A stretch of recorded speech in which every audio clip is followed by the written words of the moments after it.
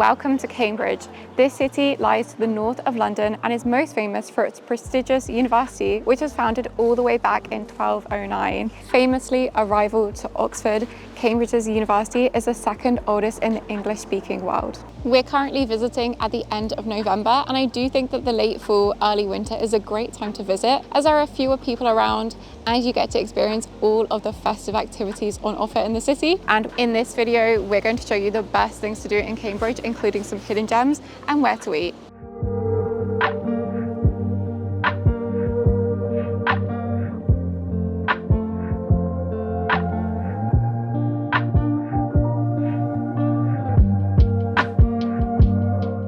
One of the peculiarities of Cambridge is that much like Oxford, there's no actual individual campus.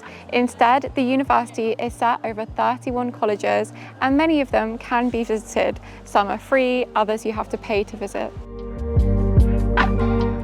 King's College is one of the most famous of all the Cambridge colleges. It was founded all the way back in 1441 by King Henry VI, and today it's home to a chapel which is widely regarded to have one of the best examples of late English Gothic architecture. Unfortunately, it is currently closed for a private event, and that is one thing to bear in mind when you're visiting Cambridge. Although most of the colleges you can visit, some for a fee, such as King's College, some of them will sometimes be closed for private events, things like that, and will only be open at these moments to current students and alumni.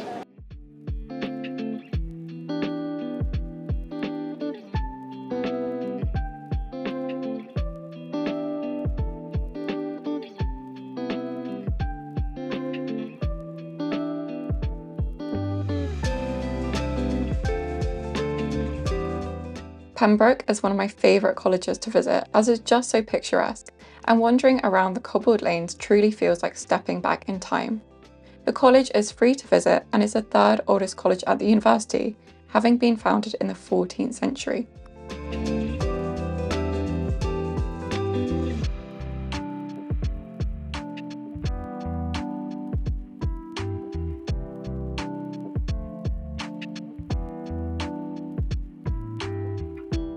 Peterhouse is the oldest constituent college in Cambridge and was founded all the way back in 1284.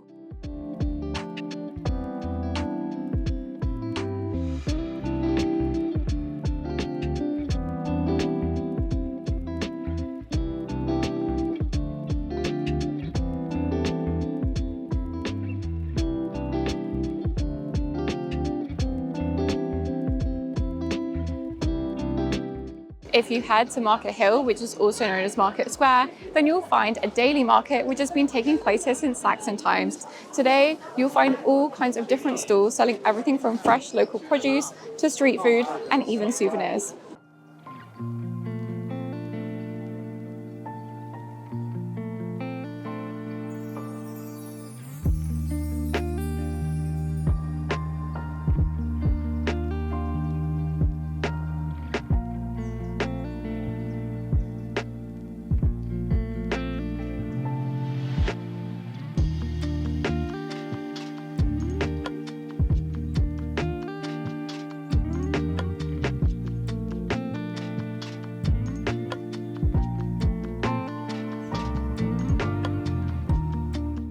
If you want your lunch served with a side of history, then you can head to the Michael House Cafe, which is housed within a 14th century church and is really close to a lot of the other colleges in the area. Unfortunately, they do seem to have got rid of most of their vegetarian options, and so I think we're going to go somewhere else. Cambridge has no shortage of cosy cafes, but undoubtedly the most famous is Fitzbillie's, which has been running in some form or another since the 1920s, when it was founded by the sons of a baker. The business was originally most famous for its Fitzbillie's cake, but today it's probably most famous for its Chelsea buns, which were created and became really popular after World War II. Fitzbillie's has suffered from several setbacks over the years, including a devastating fire and also 2 bankruptcies. Today though, there are several branches across the city. You can go in, get the famous Chelsea buns, and you can even get toasties and things like that.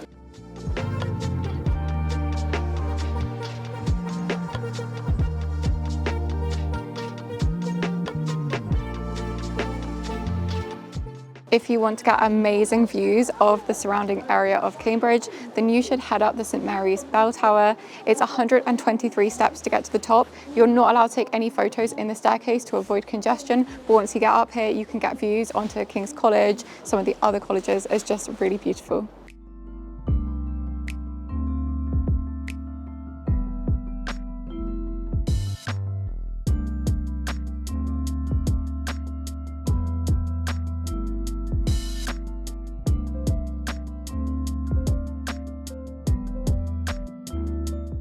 You can even see a bit of the Christmas market, which we're going to this evening.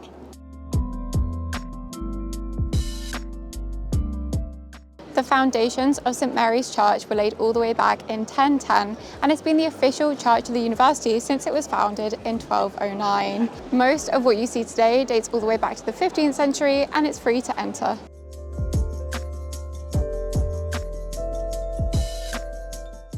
Right next to St Mary's Church, you'll find Cambridge University Press. This is the oldest bookshop site in Britain, and it's selling books from the world's oldest publisher.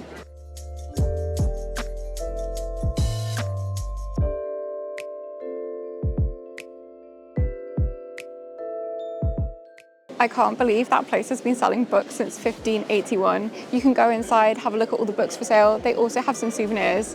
And now we're going to go on to our next hidden gem of Cambridge.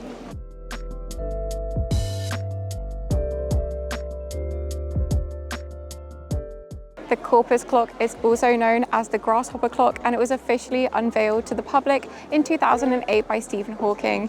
Today, it's widely regarded to be one of the biggest grasshopper clocks in the world, although I don't know how many of those there are around.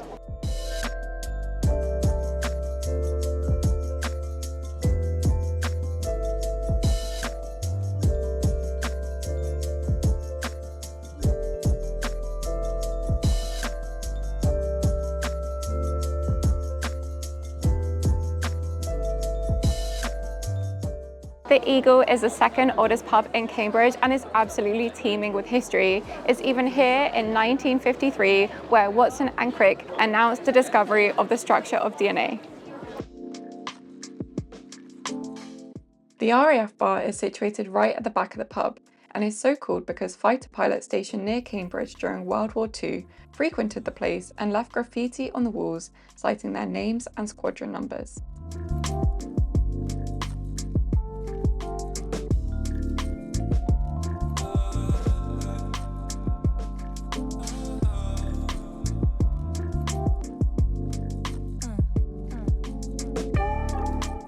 Cambridge is situated on the River Cam, and so one of the most popular pastimes among locals and tourists alike is to go punting.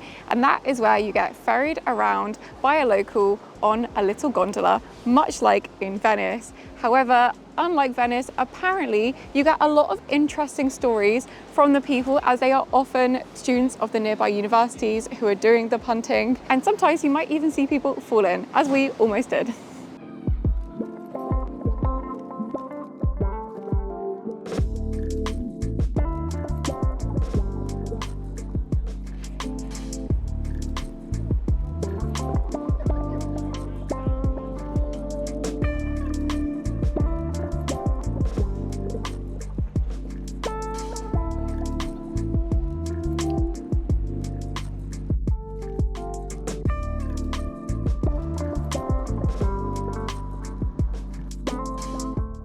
If being surrounded by all of these educational institutions has put you in the mood for a spot of learning, then you can head to the Fitzwilliam Museum, which is completely free to visit.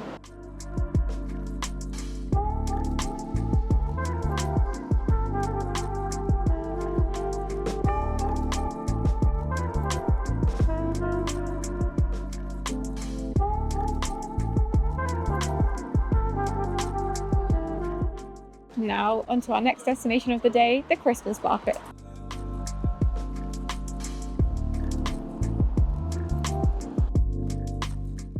If you're looking for festive things to do in Cambridge, then there are two main events. The first is illuminations in the Botanical Gardens, though unfortunately those go on from the end of November to the end of December, and we're a bit too early from them. The other is the Christmas market, which is known as Christmas in Cambridge. This event takes place on Parker's Piers and is completely free to visit. It normally runs from mid-November to mid-December. Christmas in Cambridge is actually a brand new event as of 2024, and there are a number of entertainment options on offer, which we'll run through now.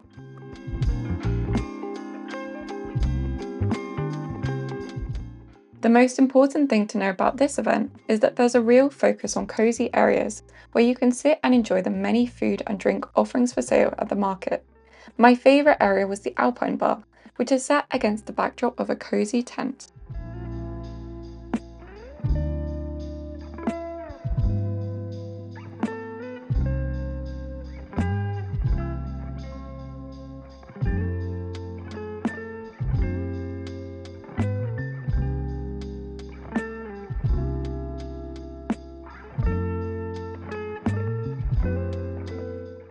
There are also all of these different kinds of seating available around the market, including these bubble domes.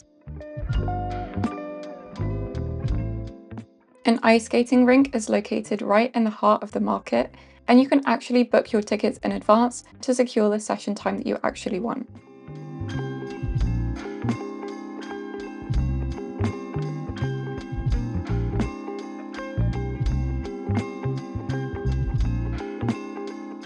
Curling is yet another event, and there are 2 lanes which you can book in advance, and you even get festive drinks included in the price. Directly next to the big wheel, you'll find a traditional carousel, and right next to that, there's a festive Christmas tree maze, which is a take on the classic corn maze.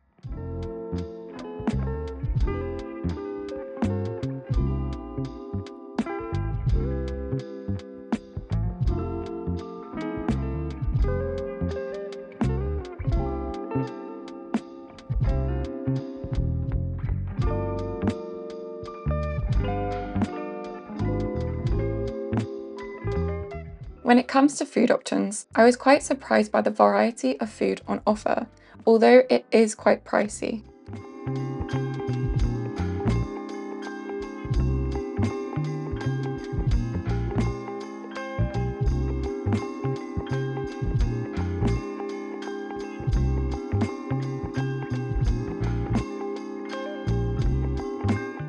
We personally opted to go for the loaded vegan fries, which was a bit like a vegan festive poutine. Thank you so much for watching, and don't forget to like and subscribe for more UK festive content. See you next time. Bye!